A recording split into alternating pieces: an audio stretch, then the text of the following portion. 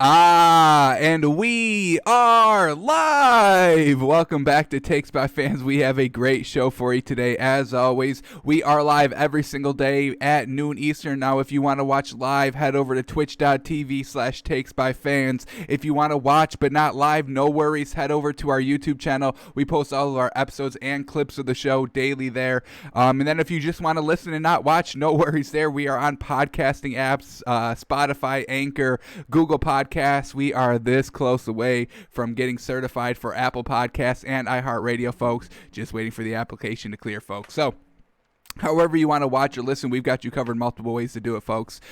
So just got to know the name, Takes by Fans, that simple. So today is Monday, coming off of what a great day of football yesterday. Some great matchups, highly anticipated matchups, and they kind of actually all went to, a high level of play. They were entertaining to watch. Dolphins, Chiefs, that was all Dolphins in the first quarter. Then it swung to the Chiefs, and then the Dolphins were like, hang on, we're not just going to go quietly, made a game out of it. And then Bills, Steelers. Bills get the win. Congratulations, Bills, Josh Allen. I'm probably going to be eating a lot of crow this episode, folks, because the Bills win over the Steelers. I was big on the Steelers.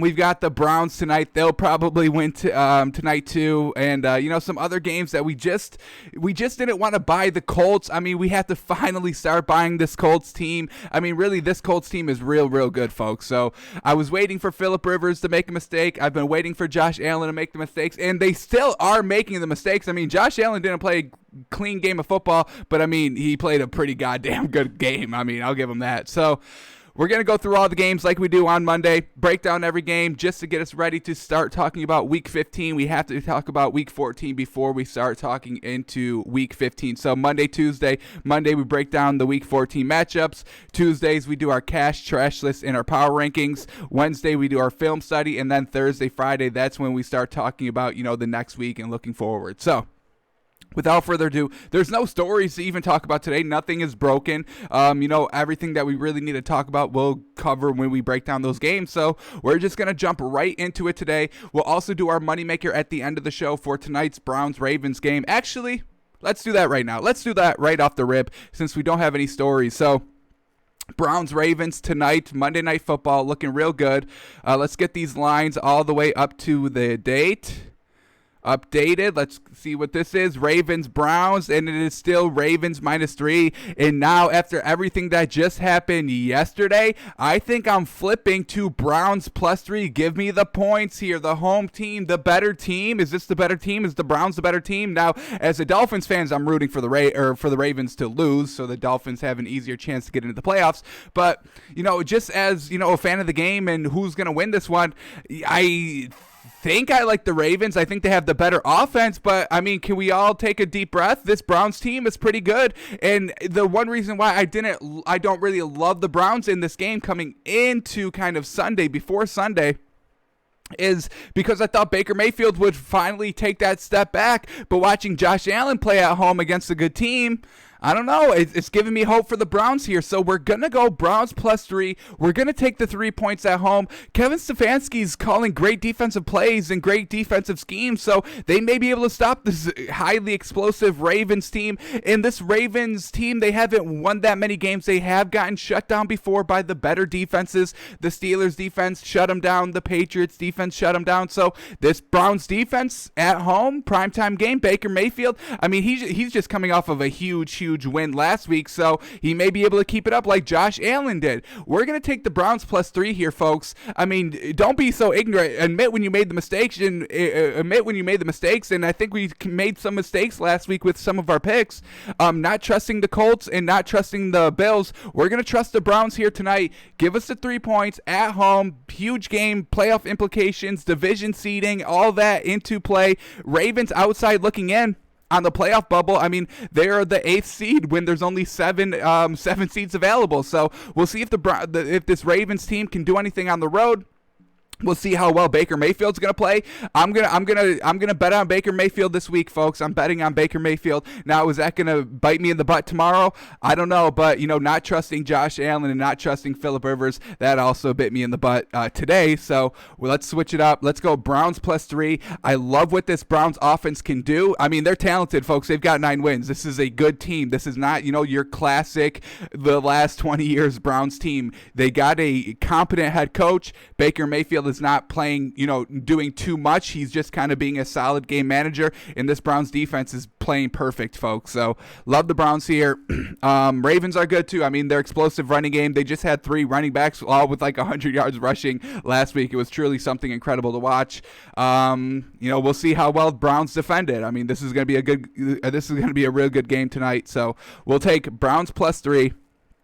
Let's see what we get here in the points by team in the first half. Anything good, anything screaming. Here we go. Browns over 10.5 and Ravens over 12.5. Now, I think I like this Browns over 10.5. I like this offense. The Ravens offense is either, quick 3 and out or quick touchdown drive, so more possessions for the Browns to have. So if they settle for field goals, that's fine. You can do a touchdown and 2 field goals because I think the Browns, they will be able to have multiple, like a lot more possessions than normal. Like an average possessions in the first half is probably about 3.5, maybe 4. The Browns may be able to get 5 or 6 just because of the way that the Ravens do play offensively. So we're going to I do think I like the Browns over 10.5 here. And look at this, folks. Vegas is not liking it.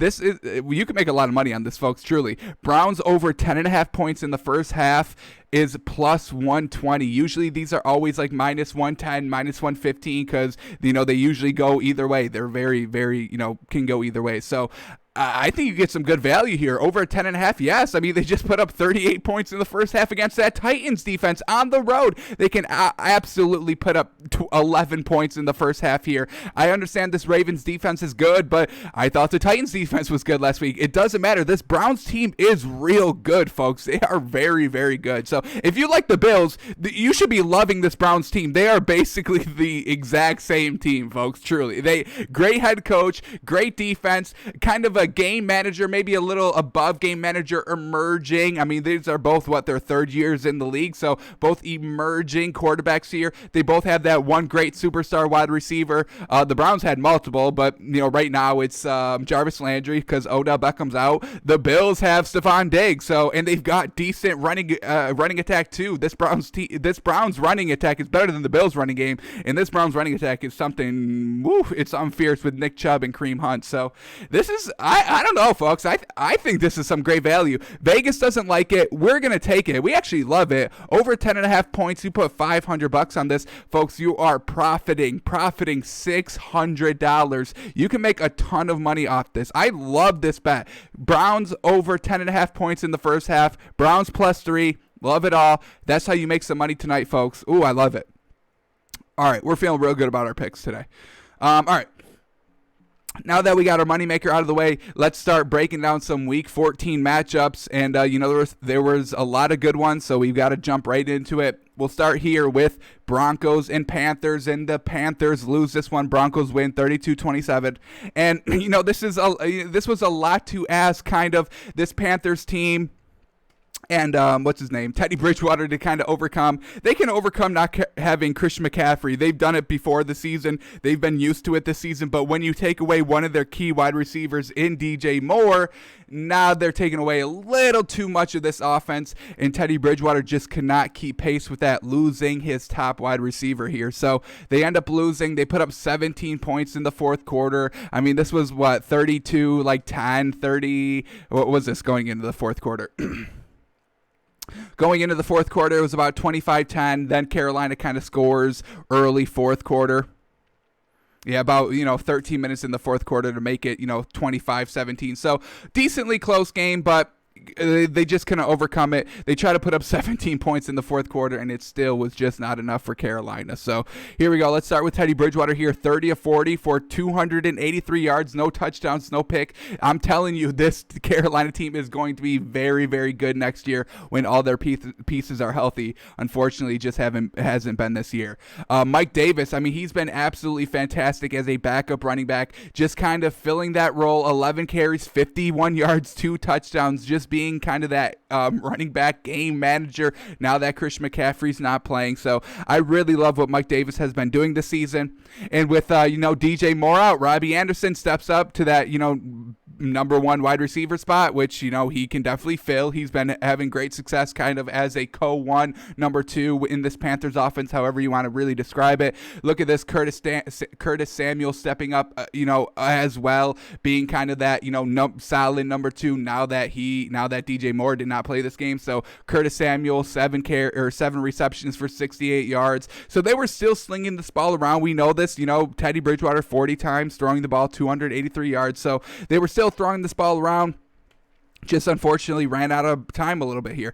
Took a little bit to get going. They punt and the Broncos returned it for a touchdown. So they just kind of got it down early. Couldn't do anything early. Their first points is coming in, mid second quarter. Look at this, folks. I mean, they didn't even score until 6 minutes left in the second quarter, and that was because they got a turnover by the Broncos. So gifted some points, but really their offense sputtered in the first half. Look at these first half drives: 3 plays, 6 yards, 8 plays, 44 yards, and they have to punt. 6 plays, 16 yards, punt. Then that's the 2-play, 3-yard touchdown because of the fumble, and then we got a 6-play, 19 yards, and they have to punt. So slow start to Carolina, and if you're not putting the pressure on Denver, they'll eat you alive in the second half, because that's what they do. Drew Lock on the road, he's not really good from the rip. He usually takes them in the second half to really get going, and he puts up 19 points in the second half. And if you're going to keep games close around Drew Lock,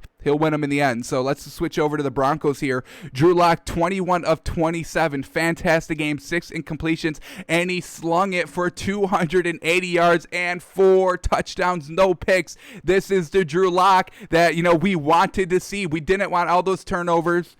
We wanted the touchdowns without the turnovers, and he finally delivers here in a great win against Carolina at the back half of the season, trying to kind of, build momentum for next season, trying to remain the starter for Denver here coming into 2021. So he had a great game. Melvin Gordon, Phillip Lindsay, running back by committee, did very well.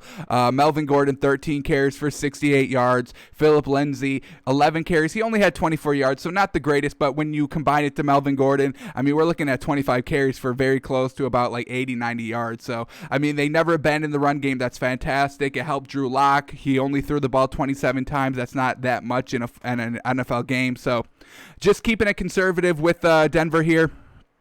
Or with Drew Lock, the play calling. So very well done. Get stop, putting the entire game plan on Drew Lock, where he, forces some throws. We saw this man throw like first drive interceptions in his last 2 games. Finally cleaning it up. Let's get him, a little bit acclimated early on. Get him, in a nice, comfortable rhythm for the rest of the game. And that game plan worked absolutely to perfection. So Denver gets the win. This was kind of a nothing game in the grand scheme of things. None of these teams can make the playoffs.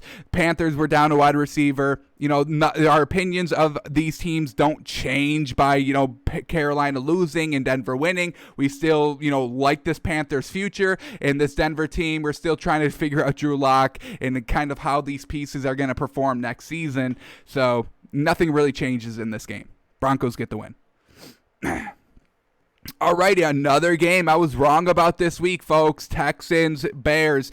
I wanted to know. I liked what this Texans team did last week without 2 of their wide receivers. Now they lost a 3rd wide receiver this week. I thought, Kiki Cutie and Chad Hansen, they would step up. Let's see what they did this week here. I mean, Deshaun Watson, he could not do anything all game. 21 of 30 for 219 yards, 1 touchdown, no picks. Their running attack is usually lackluster. Let's see what they did. Buddy Howell, 4 carries for 42 yards. That's pretty decent. But then we get Deshaun Watson as the second leading rusher, 7 carries for 38 yards. Duke Johnson, 8 carries for 26 yards. So, I guess all around they didn't have too bad of a rushing game, but it just did not translate to points, folks. They put up 7 for an entire game against the Bears. Unfortunate. Let's get into these wide receivers now. Who was he passing to? We see Chad Hansen was the number 1 wide receiver for the Texans, 7 receptions for 56 yards. Then his number 2 was a running back. We really don't like that too much. 2 receptions for 53 yards. Then their third leading wide receiver was Steven Mitchell, 3 receptions for 38 yards. Who is this guy? Is he a wide receiver? He is a wide receiver. So, Keke Coutee let us down a little bit. What did he got going on? He was the 4th leading wide receiver. Is that correct? 4th leading wide receiver with, only 24 yards. So they fell off a little bit here. I thought their offense would be explosive. Deshaun Watson coming off of a single-handedly loss by himself last week. Thought he would step it up this week, and he didn't. And this Texans defense made Mitch Trubisky look like Peyton Manning out there, folks. What the heck is that? Finally, something happens with the Bears. They put up 36 points. They put up 30 last week. They put up 36. They close out this game. They never blew their lead. So with that, we say congratulations to the Bears, but it's a little bit too late, Mitch, don't you think? No chance of y'all making the playoffs. At 9-7, you won't get in there, and you finally close out a game. Congratulations, Mitch Trubisky. So he went 24 of 33 for 267 yards, 3 touchdowns, no picks. Did he fumble the ball? He fumbled last week, did not fumble it. So finally a turnover free by this Bears team and Mitch Trubisky. So well done.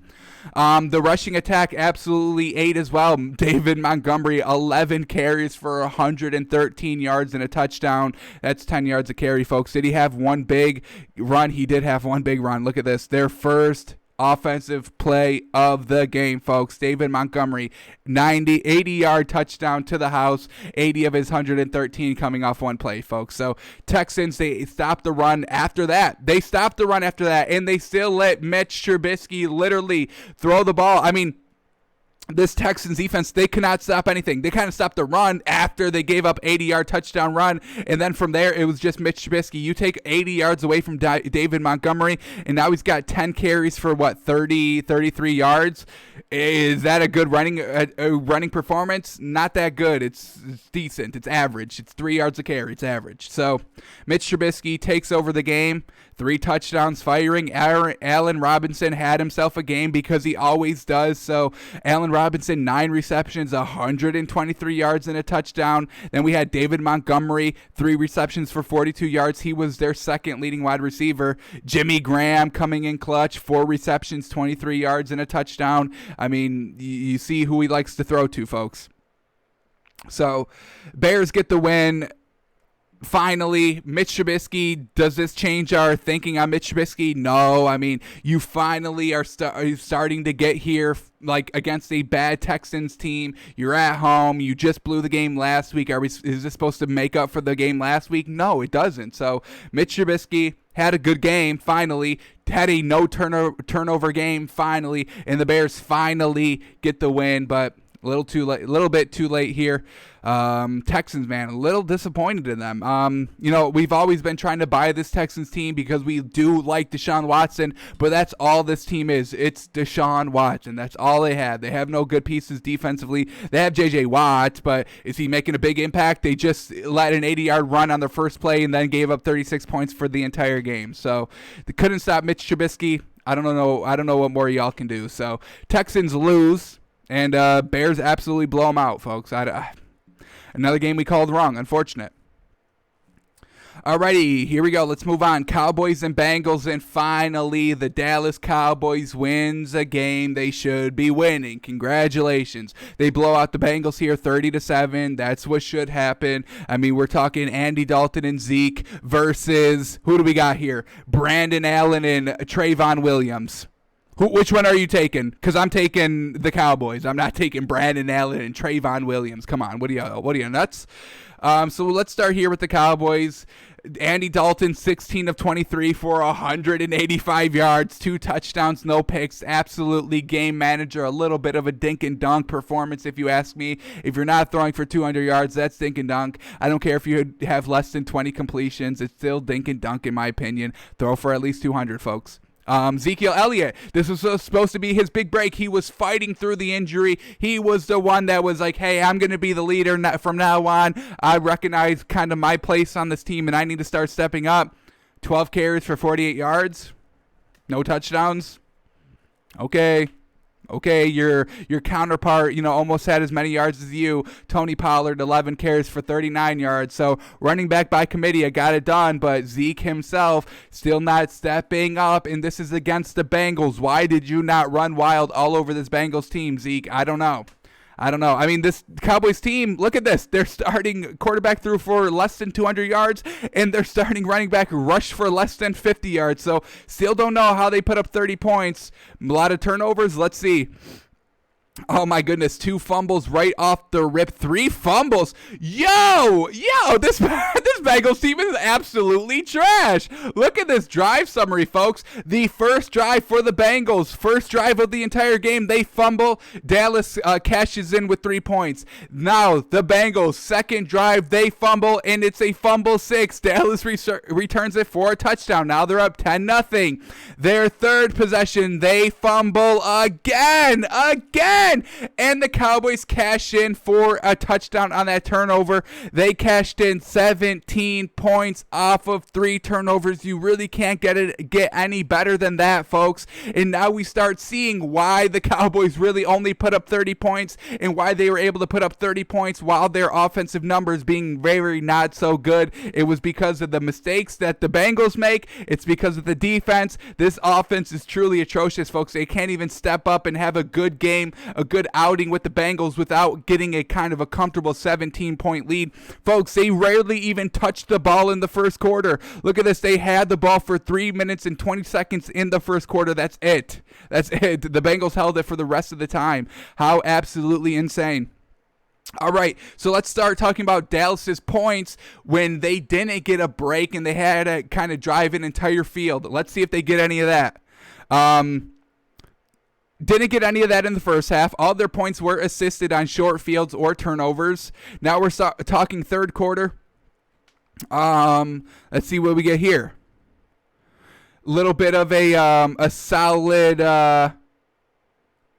start here. They start at Cincinnati's 43, a great kickoff return, and they cash in 3 points off of that. We'll still give the offense credit here. We're not saying, that, but it was still kind of a shorter field. You usually start at the 25. Now you're starting at the 43 in Cincinnati territory. What am I talking about? This is great field position. This is not the Dallas's 43. This is Cincinnati's 43 where they're starting because of a punt return. Once again, short field, and they only cash in a touch or a field goal.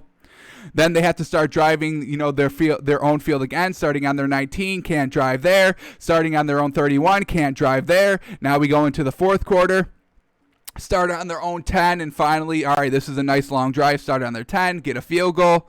And then here it is, turnover on downs, another 7 points here, starting on Cincinnati 16-yard line. You only have to go 16 yards. Anybody can punch that in. It's the end of the game. Who cares? So, truthfully, this Cowboys offense really only put up, 6 points on their own.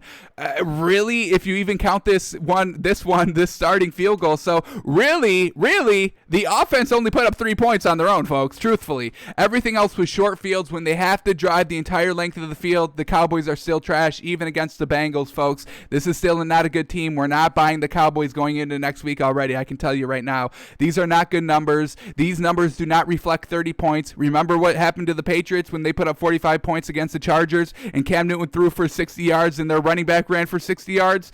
This is what the Cowboys are. This is what the Patriots are, folks. These offenses do not go 75 yards for touchdowns. They don't do it.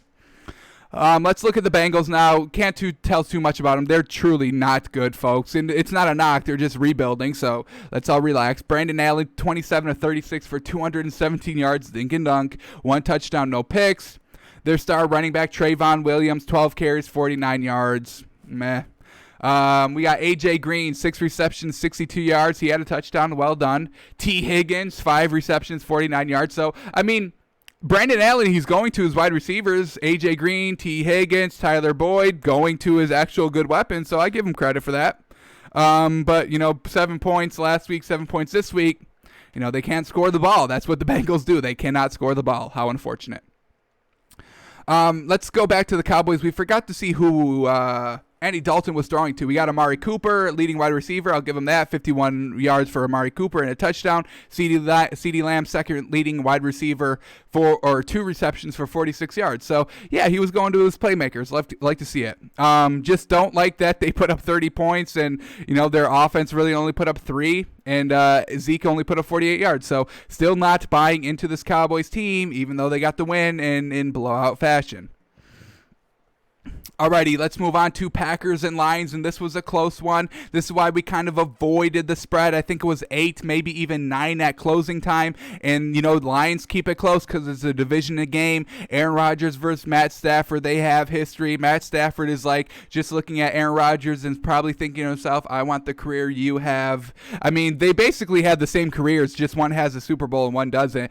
A lot of people praise Matt Stafford. I don't think anybody knocks Matt Stafford, truthfully. So, I mean, maybe, Matt Stafford's in the perfect place. Nobody really criticizes him. He's got a great arm. Everybody blames the team that he's on, and unfortunately doesn't have a ring, but he's still getting praise from everybody. So, maybe that's the position you do want to be in. All right, so Packers get the win, 31-24. Aaron Rodgers, 26 of 33, 290 yards, 3 touchdowns, no picks. A classic Aaron Rodgers performance, folks. Aaron Jones, 15 carries for 69 yards, still getting it done. Love to see it. Davante Adams still being an absolute killer wide receiver weapon for the Packers. 7 receptions, 115 yards, 1 touchdown. Marquez Valdes-Scantling, 6 receptions, 85 yards, touchdowns. And then we got Robert Tonyan with the 3rd touchdown. Aaron Rodgers threw 5 receptions, 36 yards. I love what Aaron Rodgers does. I mean, look at their top 2 leading wide receivers, their actual wide receivers, and they both almost had 100 yards by themselves. You put them together, they average 100 yards right on the dot. Perfect game by Aaron Rodgers. Let's just look at the drive summary real quick for the Packers. First possession, 3 yards, 75 yards, touchdown. Second drive, 12 plays, 69 yards, touchdown, so they can score quick. They can take, 7 minutes off the clock. They take a minute 24. They take 7 minutes. Same result. Touchdown, Aaron Rodgers. Who's the receiver? Could be anybody. Most likely Davante Adams, but it still can be anybody. So, I mean, scoring on their first 2 drives, fantastic. Couldn't get anything to go on their 3rd drive. Couldn't get anything to go on their 4th drive. They go into halftime tied at 14. And then, coming out of halftime, Aaron Rodgers ready to rock. First possession, 14 plays, 90 yards, 9. They go on a 14-play, 90 yards, 9-minute drive to start the second half and cash in with a touchdown, folks. Now I think we may have a new number 1 in our power rankings, folks. This Packers team, this is why they're so dangerous. This is where they live for. They don't like the regular season. They don't like week 6 in the regular season. They don't like week 9 in the regular season. They want to play week 16, 17. All right, we're still, do we have a chance to win the number 1 seed? All right, let's go get it. Let's start, where these games start to matter a little bit more. Why do I want to play week 7 when I'm facing, Washington in Washington? Let's, excuse this reference for this year. Or let's just go Jets. Why, play Jets week 9? That's a win. I don't really care. I'm not giving my all. It's week 9. So that's really the mindset that I do think that Aaron Rodgers is in most of the time, or this Packers team. That's why they really have 3 losses. If you look at those losses, Aaron Rodgers just plays kind of careless and, just throws the ball around. So let's get back on track here. So 3rd quarter drive, 90 yards. Holy cow, 9 minutes to cap it off with a touchdown. Then the next drive, folks, look at this again. 12 plays, 80 yards, 7 minutes and 50 seconds. In 2 possessions, they basically controlled more than an entire quarter's worth of play, folks. This is absolutely insane, leaving absolutely no time for the Lions here. And then they cap off with another field goal to put them up 10. And, 10 points with how much time left? They leave you 3 minutes and 35 seconds. Good luck. good luck, because the only way you can kind of overcome a 10-point deficit with only 3 minutes left in the game, you've got to be the Packers, you've got to be the Chiefs. That's really all you have to be to kind of overcome it. The Lions are none of those teams, and that's why they can't overcome it, and they lose the game. So another great game by Aaron Rodgers. You love to see it. Methodical Aaron Rodgers. This wasn't deep, explosive Aaron Rodgers. You got that in the first half or in their first drive, but everything other than that, they were taking 7+ minutes to score every other time. That is truly incredible, folks. Holy cow. All right, let's switch to the Lions now and look at this. Once again, what's our kind of one green flag on the Lions? They score on their first or second possession, and they score touchdowns. They do it once again. Their first drive, they score a touchdown. They are one of the better teams with scripted plays coming into the games. They usually execute almost to perfection on a weekly basis. So once again, the Lions do that, score a touchdown on their first possession. Very well done. Matt Stafford, 24 of 34, 244 yards, 1 touchdown, no picks. Well done there. They get DeAndre Swift back, but he did absolutely nothing. 7 carries for 24 yards. He did have the touchdown, so I'll give him that. Adrian Peterson, he took a back seat, only 4 carries. I mean, they really did abandon this running game. Look at this. 7 carries for DeAndre Swift, 4 for Adrian Peterson. And then, 1 here, 2 there. So never really kind of had a solid running game. Abandoned it a little early. And, they still kept it close. So in the grand scheme of things, it really didn't matter too much. All right, leading wide receivers for the Lions, we got Danny Amendola, 6 receptions, 66 yards, no touchdowns. Marvin Jones, 4 receptions, 48 yards, no touchdowns. Then we get into TJ Hockenson. He caught a touchdown. The only touchdown pass by Matt Stafford.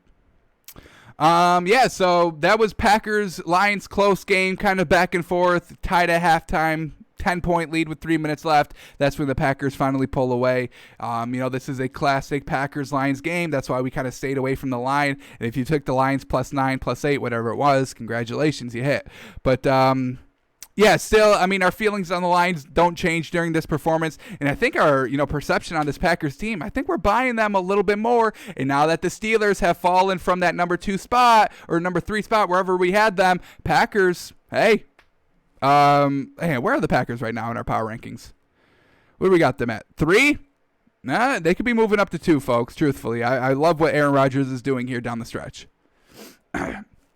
Alrighty, Titans and Jags, and we sold Mike Glennon coming into this week. We liked him for 2 weeks, not liking him anymore. We sold him going into this week, so we're right about this game. Tennessee Titans absolutely blow out the Jacksonville Jaguars, 31-10. Let's get right into these stats because that's where all the meat is, folks. We'll start here with the Titans. Ryan Tannehill, 19 of 24, great day for him. 212 yards, 2 touchdowns, no picks, clean game. Game manager because Derrick Henry, this train was chugging all game, folks. 26 carries, 215 yards, 2 touchdowns, folks.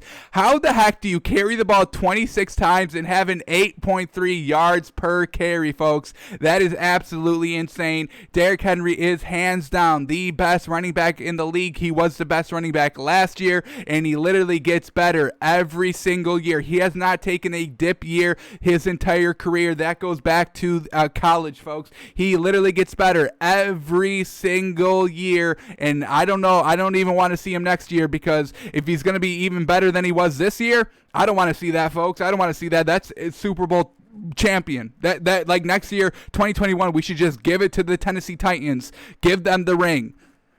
That's it. That's really all that we need to talk about. Give Tennessee's next year's ring right now because Derrick Henry's only going to get better, folks, and it's going to be wild to see. This is kind of, he's going to be the next Bo Jackson, folks. He's going to be the next best running back in the league. We'll be talking about him for the next 50 years. I can guarantee it, folks. An absolute monster day again. He's had like 3 200-yard rushing games this year alone. It's been absolutely insane.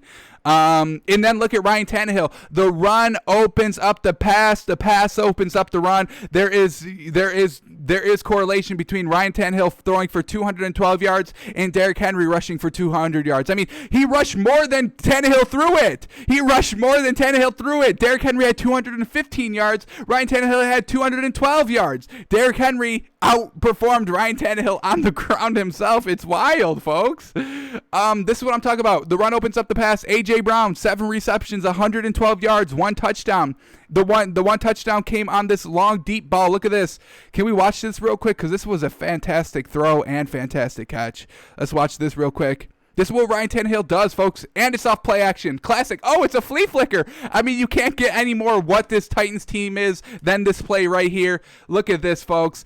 Perfectly executed throw. What a fantastic catch by, I mean, we have to put this man up as top 3 wide receivers in the league. Tyreek Hill being 1, or DK Metcalf. No, Tyreek Hill. Put Tyreek Hill at number 1, DK Metcalf at 2, and I think we put A.J. Brown at number 3, folks. Look at this, the absolute move, the absolute concentration, the catch, and this is what I'm talking about. If you show anybody new to football or just new to the Titans what they're all about, you show them this one play.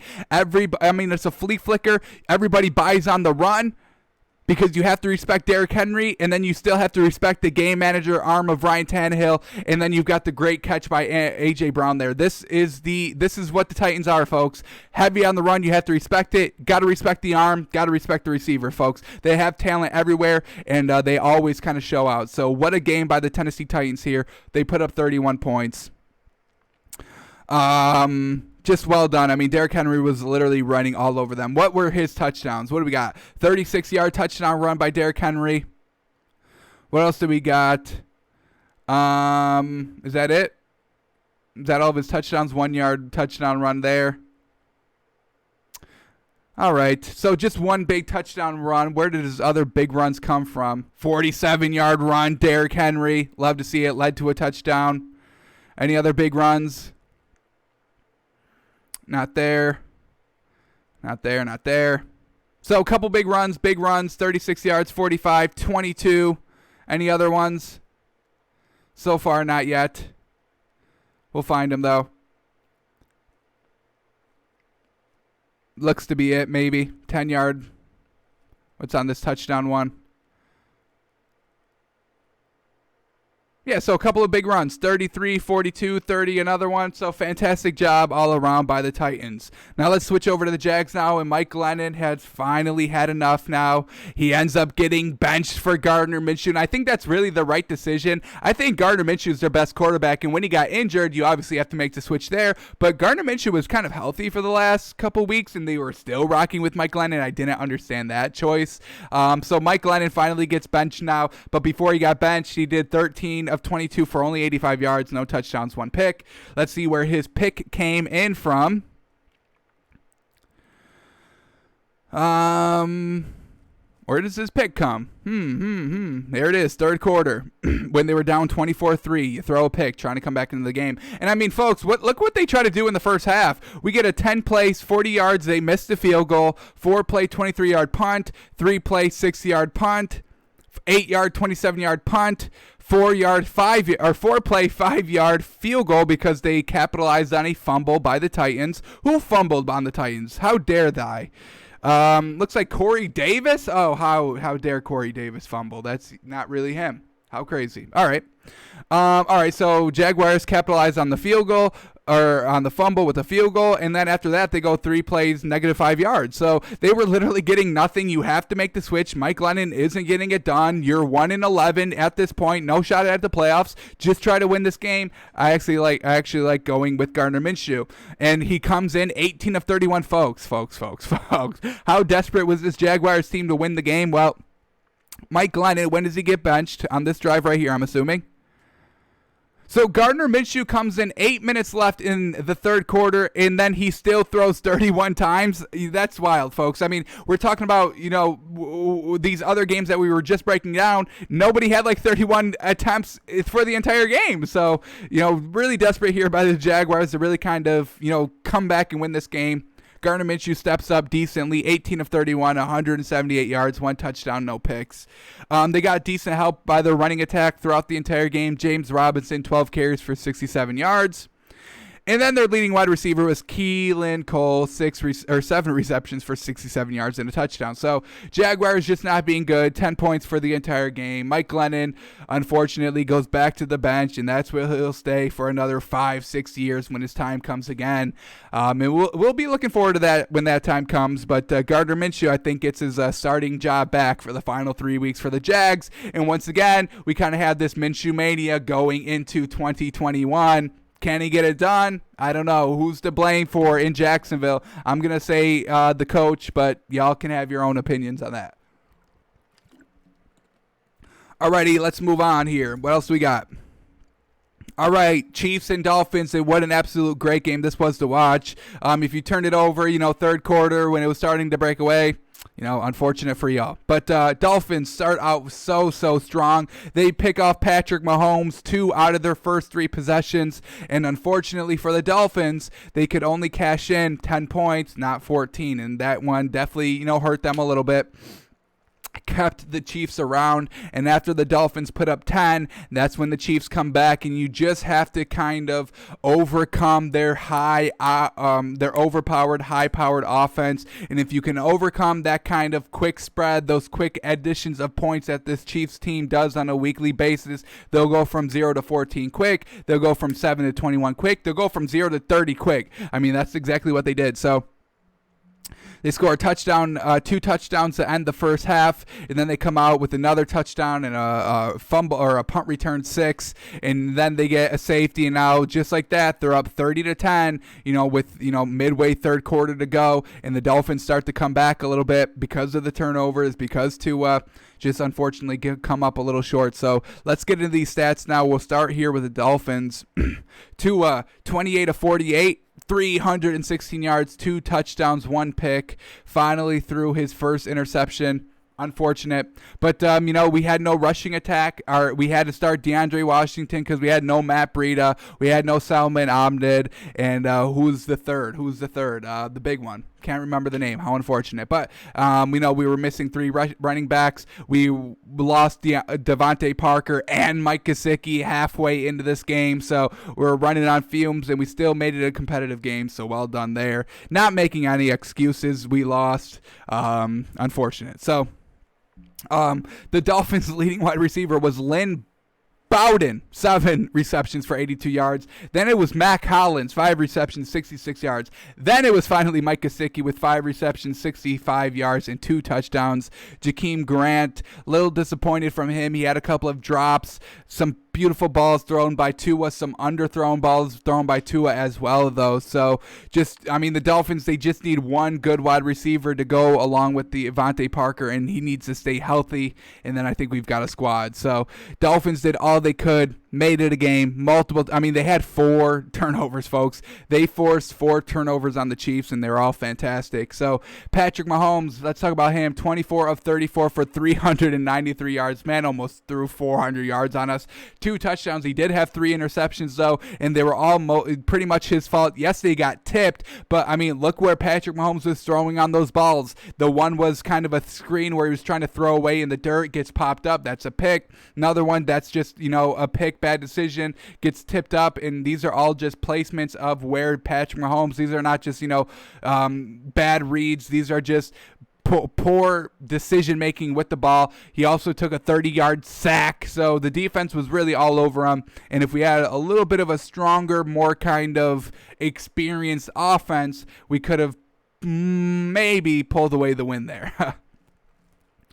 All right, Tyreek Hill, leading running back for the Chiefs, and he had 1 carry for 32 yards. That was their leading rusher. Clyde Edwards-Helaire, 16 carries for 32 yards. They never abandoned the run with him, but it never really got anywhere.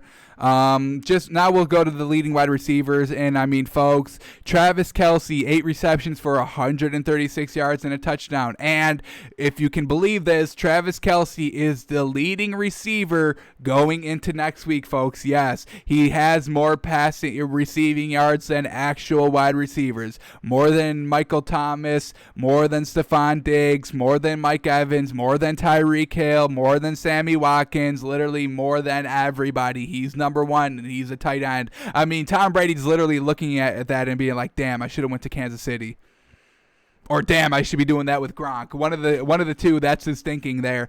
Tyreek Hill, second leading wide receiver, 3 receptions for 79 yards and a touchdown. This man is the best wide receiver in my opinion, folks. He's so quick. He can get behind the defense. He can outrun anybody. And his hands, folks, are one of the most best catching hands I've ever seen on a wide receiver that is not even 6 feet, folks. He's like 5'8", 5'9", and he just goes up there. He goes up and gets the ball. He secures the ball. Fantastic wide receiver. So a real great game here. Chiefs, Dolphins, high powered, high scoring, a lot of turnovers, a lot of, Dolphins, like I said at the top of the show, this was all Dolphins in the first half. We were stopping Kansas City from scoring. We were taking the ball away. We put up 10 points. Fantastic. But then, look at this. Second, third quarter, they start to put on the points real quick. 30 points really out of nowhere. And the Dolphins just cannot overcome that offensively yet in, kind of this development, this sort of soft rebuild that we're in. So very well done by the Dolphins. They've got a tough schedule here to try to make the playoffs. It's going to come down to the wire. So, we're rooting for the Dolphins, but damn, this Chiefs team, folks. This is basically the Warriors dynasty in the NFL, folks. Get used to seeing this Kansas City Chiefs team being at the top 4 at least the next 4 years, but I would say possibly for the next 15 if everybody stays healthy and they don't kind of pull a Golden State where Clay's injured, then Curry's injured, then Clay's injured again. So if you kind of want to put comparisons on, who's Steph and who's Clay, I would say Patrick Mahomes is Steph Curry, and Tyreek Hill and Travis Kelce are kind of lumped together in this kind of dual Clay Thompson role. If both these players can stay healthy, they're going to be fine because they'll put up points offensively, and that's what you want. So, Chiefs, man, woof, damn, they're good. They're good. All right, here we go. Cardinals and Giants. And damn, Daniel Jones, come on, man. First game back, missed last week, and he puts up a goose egg. Really did not look good. Didn't look mobile. Maybe rushed back a little bit, and it is unfortunate. I think we do have a new best team in the NFC East, folks. It's not the Eagles. It's not the Cowboys. I think it's the Washington Redskins. Oh my goodness, Washington football team. I'm sorry. what a blunder there. All right, Arizona, very well done. They put up 26 points. All right, let's guess. The Cardinals win. They put up 26 points. Is DeAndre Hopkins their leading wide receiver? Everything points to yes, folks. Let's take a look. Leading wide receiver for the Cardinals is... Oh, there it is. DeAndre Hopkins, 11 targets, 9 receptions, 136 yards. Didn't score a touchdown, but they used him in the interim until they got down there. All right, look how funny this is. This is what we're talking about when we talk about the Cardinals, folks. The second leading wide receiver, DeAndre Hopkins, had 136 yards. The next closest to him was Dan Arnold, 2 receptions, 27 yards. 136 is number 1. Number 2 is 27, folks. That's why we can't buy too much into this Arizona team. They're still kind of a one-trick pony. Now, luckily, they got great help from their running game. Kenyon Drake, 23 carries for 80 yards and a touchdown. Kyler Murray ran a little bit wild on the Giants, 13 carries for 47 yards. So he was still doing his thing. I mean, Chase Edmonds, he had 7 carries for 32 yards. So their running attack was absolutely obliterating the Giants. They ran the ball a lot, and it definitely helped them out. So luckily, the Cardinals kind of established a running game against the Jets, or against the Giants, and the Giants could not stop it. Turnovers, fumbles, and they cash in points off of them. Or no, they don't. Look at this fumble they don't cash in points off of. How unfortunate. They try to go for the touchdown, and unfortunately, they could not get it. So the defense steps up for the Giants a little bit, but in the grand scheme of things, they still could not do anything offensively. So let's go to the Giants offense now. Daniel Jones, 11 of 21 for 127 yards. Come on. No touchdowns, no picks. I guess that's fine. Wayne Gallman, 12 carries for 57 yards. So really couldn't do anything through the air. On the ground, it was okay. 57 yards, that's decent.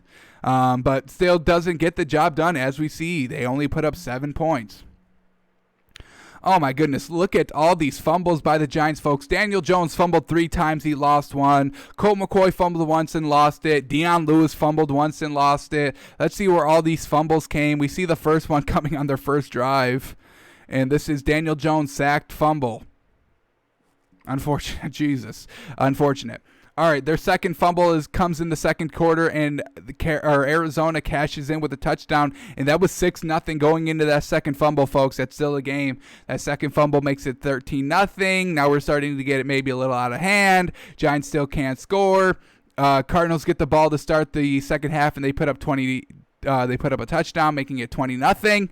Giants start to come back a little bit. They score on their first possession out of halftime, make it 27. And then their last fumble comes basically at the end of the game, 26-7, and they fumble. So just could not do anything offensively all game. Look at these drives, folks. We get 14 yards on their fumble, 7 yards, 12 yards, 3 yards, fumble, 20 yards in a punt, 2 yards. Then they go 75 yards for a touchdown, but then they go right back 9 yards, minus 1 yard, 12 yards, 6 yards. I mean, that was all their drives for the Giants. Absolutely pathetic, really, throughout the entire game. So I think we have to sell a little bit of our Giants stock, and I think we sell it for Washington. I don't like Washington's offense, but I love their defense, folks. It's truly something special to talk about. So Cardinals are still doing their thing, going to DeAndre Hopkins for 136 yards. Luckily, they were facing the Giants, who could not do anything on the defensive end. Alrighty, Minnesota and Tampa Bay, and Tampa Bay gets the win 26-14, and folks, once again, we have to talk about Minnesota losing a game, and look at these stats, folks. I mean, these stats do not say 14 points. We got Kirk Cousins, 24 of 37, 225 yards, 1 touchdown, no picks, and then we got Dalvin Cook, 22 carries for 102 yards and 1 touchdown. So, I mean, the green flag for me going into this game was Tampa Bay's run defense. I thought they were going to stop Dalvin Cook. I mean, he put up 102 yards. Yes, they still win the game, and they cover the spread, so well done there. But, these yards, folks, these kind of stats for Kirk Cousins only putting up 14 points. And when you look at even the the time of possession, Minnesota had the ball for 39 minutes compared to Tampa Bay with only 20, and they still only put up 14 points in 40 minutes of play. Come on. But look at this. The sacks allowed. They got to Kirk Cousins 6 times, knocking them out of field goal position, knocking them out of, making it third down and longer. That was their kryptonite. We know something goes wrong every time for the Vikings in the second half offensively. This time, I don't think it was the turnovers. I don't think they had any turnovers in the second half. They did have 1 fumble. No, I guess that's wrong. I guess I'm wrong on that. It was kind of set up by, the sacks. I mean, the sacks in the second half were just getting too much for Minnesota. That's why they had all those kind of points and they had the stats. They just didn't have the points because they were getting knocked out of kind of field goal and making the third downs longer with the sack. So Kirk Cousins, Vikings, they had a great offensive performance if you were just looking at the stats, but when you combine it to what they actually put up, 14 points, this is why we don't like Minnesota, folks. They put up the stats, but the turnovers, the sacks, they lose the games. They don't put up a lot of points, and this is where we are with Minnesota. Now, Tampa Bay, did they look any better? They looked a little bit better. Tom Brady still missing a ton of throws, 15 of 23, only 196 yards, 2 touchdowns. He didn't throw any picks, so well done there, but he still missed a couple of wide open throws down the field where it was one-on-one, and he was just, overthrowing, underthrowing,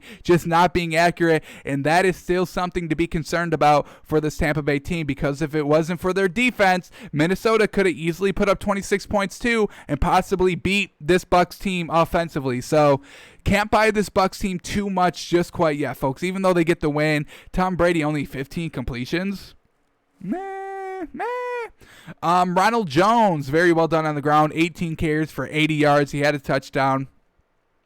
Let's look at who Tom Brady was throwing to.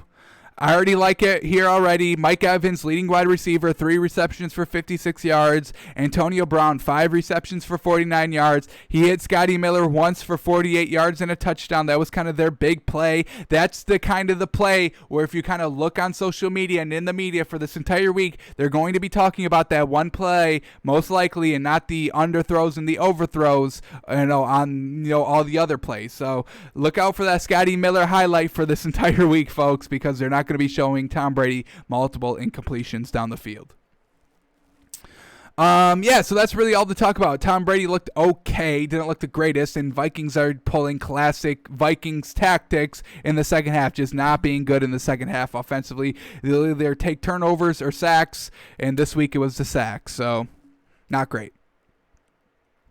Alrighty, Colts and Raiders, and folks, I have to start buying this Colts team. This Colts team is good. I don't like Phillip Rivers personally, but I'm letting that personal judgment kind of cloud my professional judgment. And they're 9-4. They're looking real good, folks. Now something's gonna happen probably next week or the first round of the playoffs, where then I go, hey, this is what I've been preaching all year. But until that happens, folks, we can't look like clowns anymore. We have to start buying what they're showing us on the field, and Phillip Rivers is showing us that he can consistently play. Maybe he's fixed. Maybe Baker Mayfield's fixed. Maybe Phillip Rivers is fixed. And maybe Josh Allen is fixed. Finally, folks, these 3 quarterbacks, I can't trust them, but they've shown me that I should be trusting them. And me not trusting them just, means that I'm hating on them. And I don't want to be a hater out here. So, Colts, gonna buy them. Phillip Rivers, I'm buying this man. 19 of 28, 244 yards, 2 touchdowns, no picks. So well done. Didn't turn the ball over. Jonathan Taylor, Nyheim Hines, absolutely killing it. Jonathan Taylor, 20 carries for 150 yards, 2 touchdowns, pulling out his Derrick Henry. You love to see it. Derrick Henry Jr. Let's not disrespect Derrick Henry, but Nyheim Hines, 7 carries for 58 yards, and he also gets it done in the passing game as well. 4 receptions for 17 yards, extra 17 to tack on there. So, this Colts offense, when they're good, they're really good. They also usually don't punt that much. Here we go. Field goal on their first drive, touchdown on their second drive. Third drive is a punt, but it's a 4-play, 26 yards, so they move the ball a little bit. Fourth drive, they only had 3 drives in the, that was first quarter. Fourth drive, they go for a touchdown, and fifth drive, they go for a field goal. So they punted 1 out of 5 drives in the first half. That's kind of what I like about this Colts team. They move the ball. They're converting these third downs. I just thought, Phillip Rivers, he was, a ticking time bomb for turnovers, and he seems to have it cleaned up this season. So we'll start to buy him a little bit. Then we go into the second half.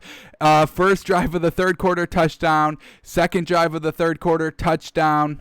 Third drive of the second half, field goal. And then their last drive is, the end of the game. So once again, they didn't punt in the second half, and they got a pick 6. Very well done, capitalizing off of turnovers. This is what this Colts team do, folks. They rarely punt, and that's something that I do like about them. So gonna start buying this kind of Colts team. Gonna start buying into Phillip Rivers a little bit more, because I love every aspect of this Colts team besides the quarterback, and the quarterback is showing some solid play here. So we are buying Colts stock. We're selling Vegas' stock. We're selling the stock. Cannot trust the stock anymore. What more did you need? Then, kind of you're dueling for the Colts for a playoff spot in the wild card, and you can't even win at home or be competitive. They really fell apart. This defense for the Raiders never stepped up, a la the no punts by the Colts. And this Raiders offense, they just could not keep pace with it. So unfortunate. Derek Carr goes for 31 of 45 for 316 yards, 2 touchdowns, but 2 interceptions as well. Let's see where these interceptions came. First one coming in the second quarter when they were down 17-14, trying to drive. He throws the pick on the Colts 13-yard line. So they're getting ready to score a touchdown to go up 21-17 or to tie it at 17, possibly going into halftime. So not good there by Derek Carr. Crucial interception there. Then they have to settle for field goals in the third quarter while the Colts are getting touchdowns. Look at this. Field goal by the Raiders, touchdown by the Colts. Field goal by the Raiders, touchdown by the Colts. Just exponentially growing their lead against the Raiders, and then he finally throws an interception when they're down 37-20, throws the pick six. Now we're looking at 44-20, and the game is officially over at this point. So Raiders doing classic Raider things, good in the first half, bad in the second half. Fool me once, shame on me. Fool me twice, that's shame on you. Or maybe the other way. But the Raiders are doing what they did last year. Cannot buy them anymore. So unfortunate. Josh Jacobs, his first game back, 13 carries, 49 yards, no touchdowns. That's what he was doing. Couldn't get the ball to Darren Waller too much. 7 receptions for 75 yards. Nelson Aguilar, he had a good game. 5 receptions, 100 yards, and a touchdown. But Raiders, we sell them. Sell them and buy the Colts if you haven't bought them. We're a little late on the Colts, folks, but we were vetting it out. We were vetting the Bills, the Browns, and the Colts, and so far they're all pulling out very well. So we just wanted to make sure we were getting some good talent with these quarterbacks before we start to buy into them a little bit. Alrighty, Seahawks, Jets. We don't need to talk about this. Seahawks won. Jets put up 3 points. Pathetic performance. Classic. What more do you expect? We'll just look at these stats by the Jets because they're so atrocious. Sam Darnold, 14 of 26, 132 yards. That was dink and dunk. No touchdowns, no picks. They had 1 fumble. Frank Gore fumbled, so shame on him. Josh Adams was the leading rusher. 6 carries for 27 yards, and the leading receiver was Braxton Berrios, 3 receptions for 49 yards. So just being trash, Jets being trash. And very well done. Russell Wilson, 206 yards, 4 touchdowns. He did throw a pick. Where'd this interception come from? Why are you throwing interceptions in the first quarter when the game is competitive? I don't like it. But hey, 40-3, game over. Jets trash. We know this. Alrighty, Falcons and Chargers.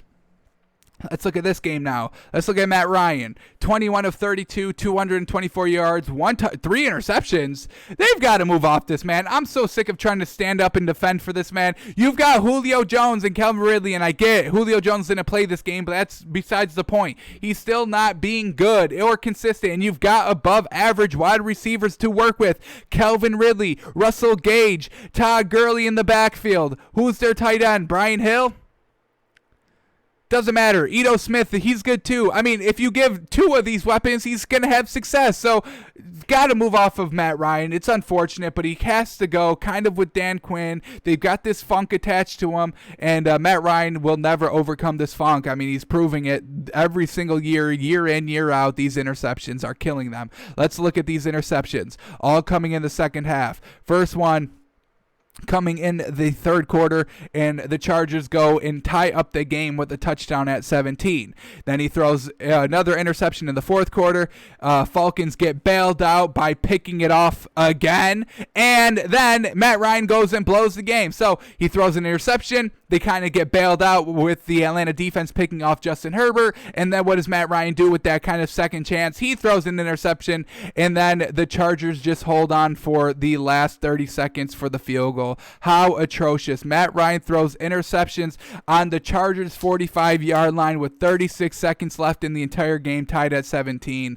Classic Matt Ryan not being clutch. Classic Matt Ryan not being able to move the ball once he gets kind of past the 50-yard line. That's why Younghoe Koo has more points than the entire Atlanta team combined going into this week, I believe. May have changed this week, but going into this week, Younghoe Koo, the kicker, has scored more points than the Atlanta Falcons have. So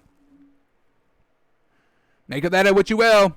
We sell our Falcon stock here.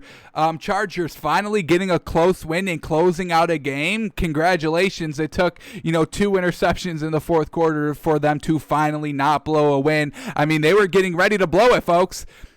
Matt Ryan picks off the Atlanta defense picks off Justin Herbert with literally 53 seconds left on Atlanta's 45-yard line. They're literally just playing hot potato with this ball. No, you take it. No, you take it. I'm trash. You're trash. No, I'm worse. You're worse. I blow bigger leads. No, I blow bigger leads. This was what this game came down to. Atlanta, one of the biggest lead blowers of, history because they blew it in the Super Bowl. And then this Chargers, one of the biggest blower of games in the last 3 years. So they go at it, and it ends exactly how you would kind of imagine this ending.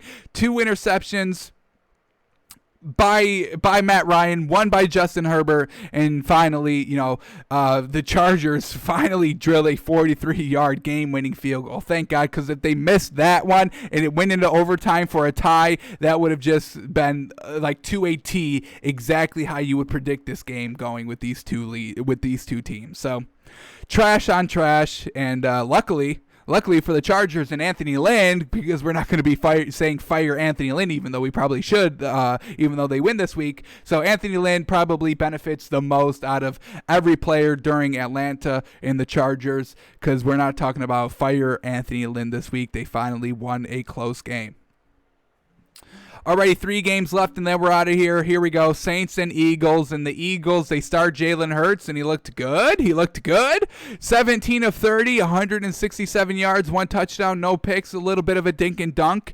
Miles Sanders, he had an absolute fantastic game, and that is the one green flag about this Eagles team. Miles Sanders in this running game, he jumpstarts the offense all the time, and he was here consistently for Jalen Hurts, being his kind of Robin and doing a fantastic job. So Miles Sanders, 14 carries, 115 yards, and 2 touchdowns. Jalen Hurts ran 18 carries for 106 yards as well. This Saints team kind of got beat by their own game plan. Jalen Hurts, mobile quarterback. Taysom Hill, mobile quarterback.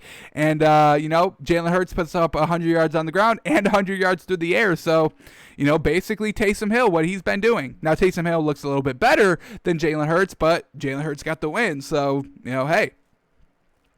All right, let's see who Jalen Hurts was throwing to in his first start. We get Jalen Reagor, 2 receptions, 46 yards. Great name there. Dallas Goedert, 4 receptions, 43 yards. Is Dallas Goedert a running back, or am I tripping? He's a tight end. So, Jalen Reagor, he's a wide receiver, correct? Yeah, he's a rookie, right? Is he a rookie? Second year in the league? Rookie, I think. Yeah, rookie, yeah. Okay. So Jalen Reagor, rookie kind of wide receiver, making a huge kind of outbreak this season. He's been pretty decent. Dallas Goedert's a tight end. He's the second leading receiver for the Eagles. And the third leading receiver is Miles Sanders, the running back. So he wasn't really going to his pieces here. Went to Alshon Jeffrey only once. He only had 1 target. Zach Ertz only had 2 catches for 8 yards. I mean, that would have been, my guess of who he would be throwing to, kind of a trusted Zach Ertz tight end, safety blanket. Tight end and running backs are a backup quarterback's dream, folks. I'm telling y'all. So, didn't really throw the ball down the field too much. Didn't use his, wide receivers too much. Dallas Goedert and Miles Sanders combined for 11 targets, and everybody else kind of combined for basically 13 besides them, 13 targets total. So he was trying to get it to his kind of safety blankets, the tight ends, the running backs, not really forcing it to his wide receiver. So we are going to have to kind of look for that jump. That's going to be the next jump for Jalen Hurts, getting it to his actual wide receivers 15, 20 yards down the field on a consistent basis in a game. So we'll have to keep an eye on that. All right, let's see what went wrong for the Saints here, because we saw Jalen Hurts perform on the road against the Broncos. He didn't look good, but they still put up 30 points, and that was the game where the Broncos had no starting quarterback, so maybe they got a little bit of an advantage there, and they could not do the same here on the road. This Eagles defense is pretty solid, folks. It's not as good as Washington. It's probably the second best defense in that division, but it's still not quite there. So Taysom Hill, 28 of 38, 291 yards, 2 touchdowns, the pick. Taysom Hill, what are we doing? Where did this interception come from? Came in the second quarter. They weren't really driving too much. 2nd and 7 on their own 39-yard line, but they give up a field goal. What was the final score of this game? A field goal difference. That sucks. It truly sucks. And I don't think the Eagles had any turnovers. Did anybody turn over the ball? Let's see. Jalen Hurts, he fumbled. Oh, Jalen Hurts with the fumble. When did he fumble? Oh, you don't want to fumble here.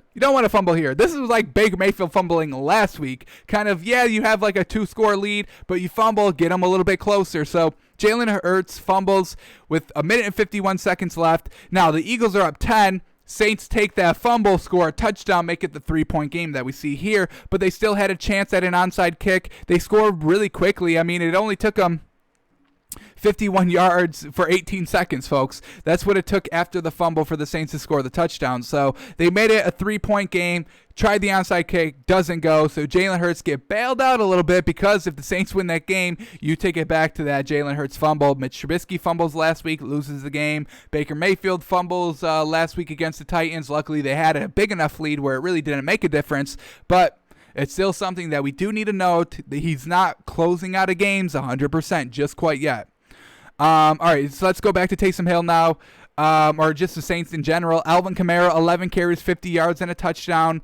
All right, let's see who Taysom Hill was throwing to this game. We get Michael Thomas, leading wide receiver, fantastic. 8 receptions, 84 yards. Traquan Smith, second leading wide receiver, 3 receptions, 60 yards. And then Emmanuel Sanders, third leading wide receiver, 3 receptions, 48 yards, and a touchdown. So, I mean, this is classic Taysom Hill. He only ran for 33 yards, so maybe a little bit light, didn't run for any touchdowns, threw 2 touchdowns, so that's still something solid for this kind of Saints to grow from. But now the Saints are in this tricky predicament now where they may have to rush back Drew Brees a little bit because they just lost out on that number 1 seed in the NFC because Green Bay won. So Taysom Hill, this is a huge loss for him, makes kind of the Saints decision making even that much more kind of dire now. Taysom Hill, or when do we start Drew Brees now? Do we let him rest? But if we let him rest, we're not going to get that number 1 seed.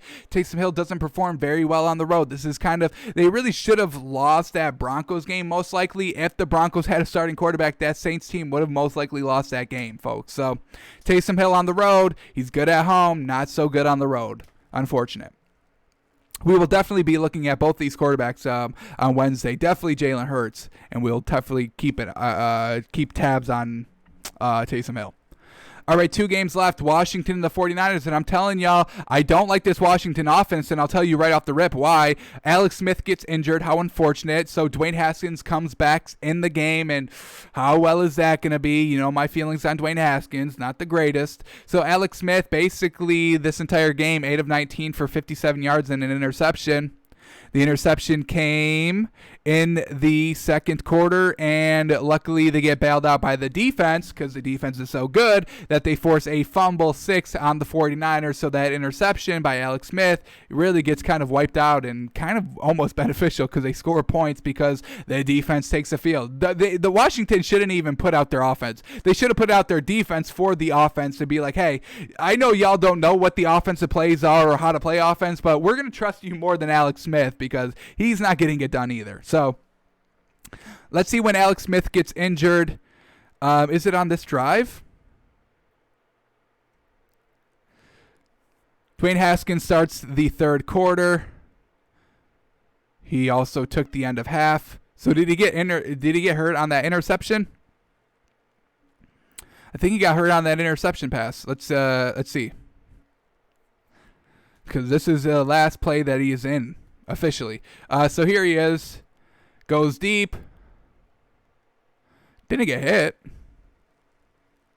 Huh. Did not get hit. Interesting. All right. So Alex Smith, he gets out of the game there.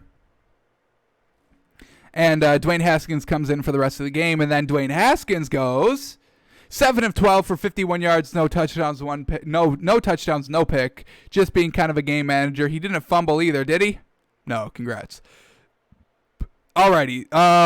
J.D. McKissick, decent running. I mean, they really had a decent running attack here, even without Gibson being out. They had a good rushing attack. J.D. McKissick, 11 carries for 68 yards, and Peyton Barber, 12 carries for 37 yards. So running back by committee, got it done. Fantastic, over 100 yards rushing. That's exactly what you want. So passing game wasn't there, but the rushing attack was sustainable for their defense. Now let's get into their defense. Nick Mullins goes 25 of 45, 260 yards, 1 touchdown, 1 pick. This is a classic Nick Mullins games. High attempts, high yards, touchdown, the pick, multiple picks. He's got one here.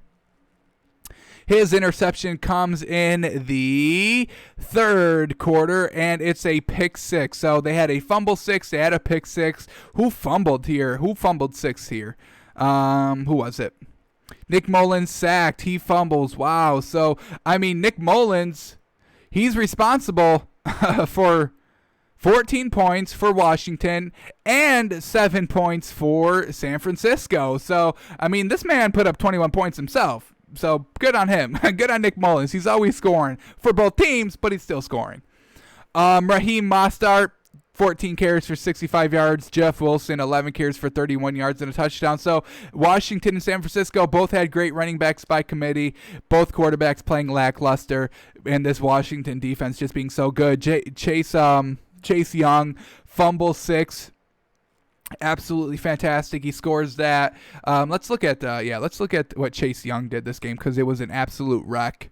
Absolute wreck. Chase Young, two pass defenses, and then he had a sack, a tackle for loss, a scoop and score. The man was absolutely all over the field, a true game wrecker if there has ever been one. So Washington's defense is absolutely fantastic. Now, I actually think I like this Washington offense better with Dwayne Haskins at the helm. I wasn't a big fan of Alex Smith. He wasn't making these kind of deep throws. He was dinking and dunking, never really trusting himself, whether it be he doesn't want to spend too much time in the pocket because he knows what happens when you do, leg injury, out for 2 years, or he can't put a lot of pressure on that leg still, can't force a lot of, deep throws because he can't step into it because the leg's just it's not 100% anymore. So I don't know what it is, but he's been dinking and dunking. I'd rather see Dwayne Haskins. I don't like Dwayne Haskins, but I'd rather have Dwayne Haskins than a quarterback who's been really kind of lackluster his entire career,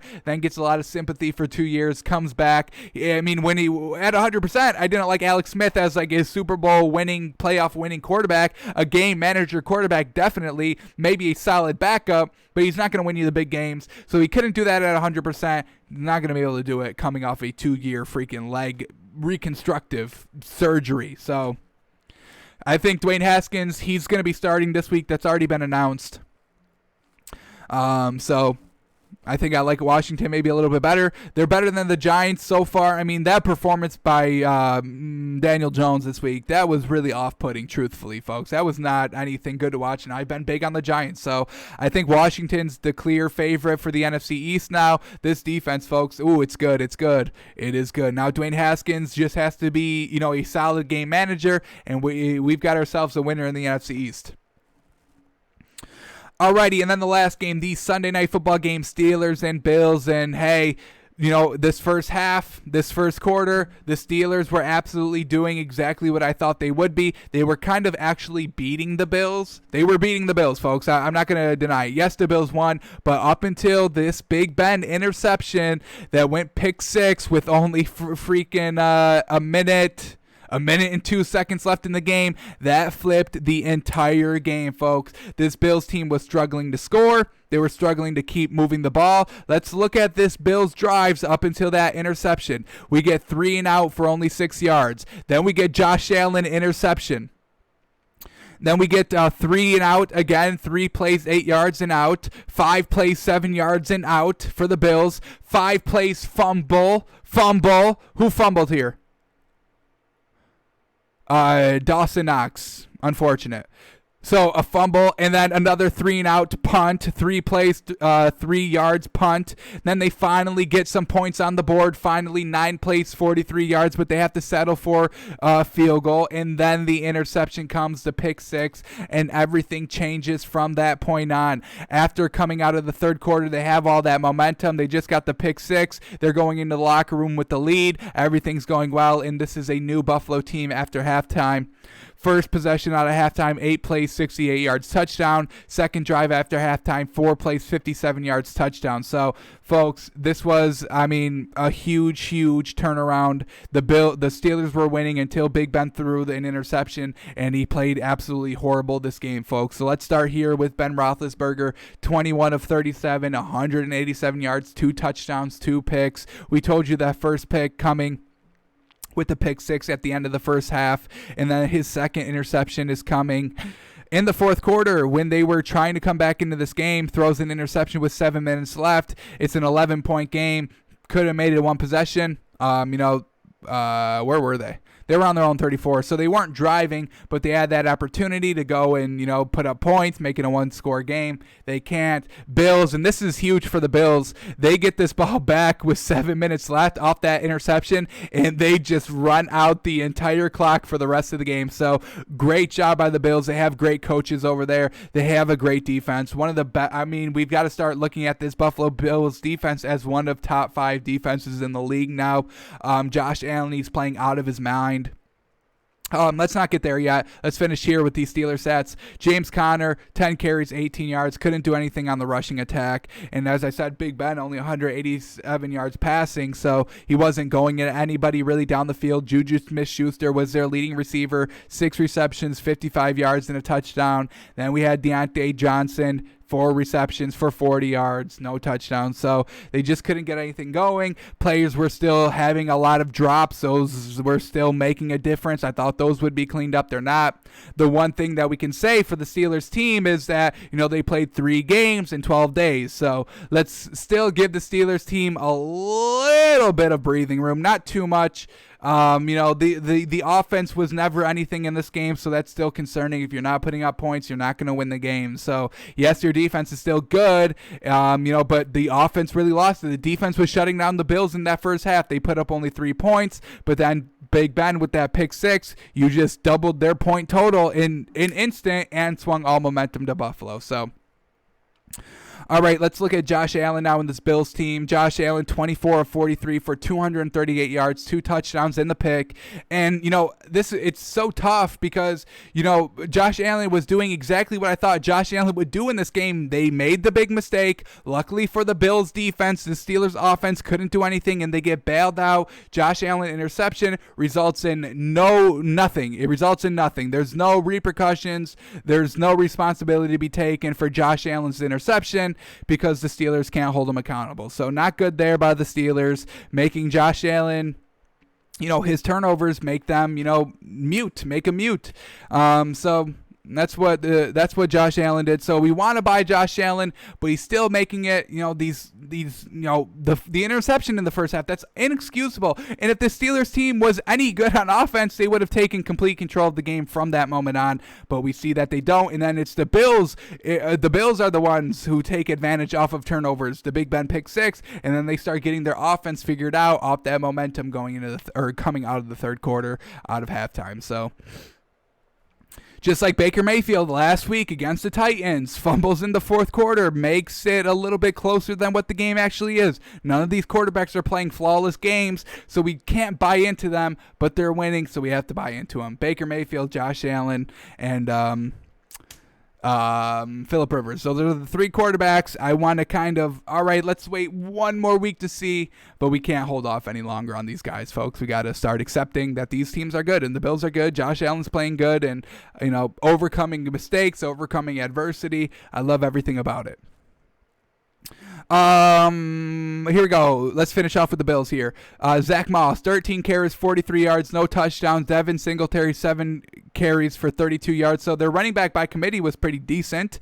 They stuck with the running game, where the Steelers, they absolutely had no running game. Now, most of their running game came at, the end of the game, where they were running off the clock for 7 straight minutes, but, they were still doing good up until that. They were doing decent, I would say, up until that point. Stephon Diggs, leading receiver. Does that surprise anybody? Going to your playmakers, I've got no worries about it. Just don't fall into what the Cardinals do. The Bills aren't there. Where the Cardinals, they go to DeAndre Hopkins, and if DeAndre Hopkins has a good game, they usually win. The Bills, they can count on their defense a little bit more. They can count on their running game a little bit more than what the Cardinals do. So Stephon Diggs, 10 receptions for 130 yards and a touchdown. And then the second leading wide receiver for Buffalo, they go from Stephon Diggs at 130 yards to Cole Beasley, 5 receptions, 41 yards, no touchdowns. All right. That's going to do it. Well done to the Buffalo Bills. They'll be moving high up in our power rankings, folks. We're finally on the Bills bandwagon. Alrighty, that is going to do it for us today. Thanks for coming out. Thanks for watching. We'll be back tomorrow, Tuesday. We do our NFL cash and trash list, our power rankings. We've got to break down Monday Night Football. Browns-Ravens should be an absolute great one. I mean, we've got some great primetime games. I think we get Saturday football, too. I think we've got 2 games on Saturday. So we're looking at a great week. But until we kind of dissect Week 14 in full, can't start looking at Week 15 just quite yet. We start looking at Week 15 on Thursdays, folks. So back tomorrow, cash and trash, power rankings, breaking down Monday Night Football, all of that tomorrow live on the show. Twitch.tv/takesbyfans if you want to watch live. Takes by Fans everywhere else. And yeah, we'll see you tomorrow, folks. Thanks for coming out.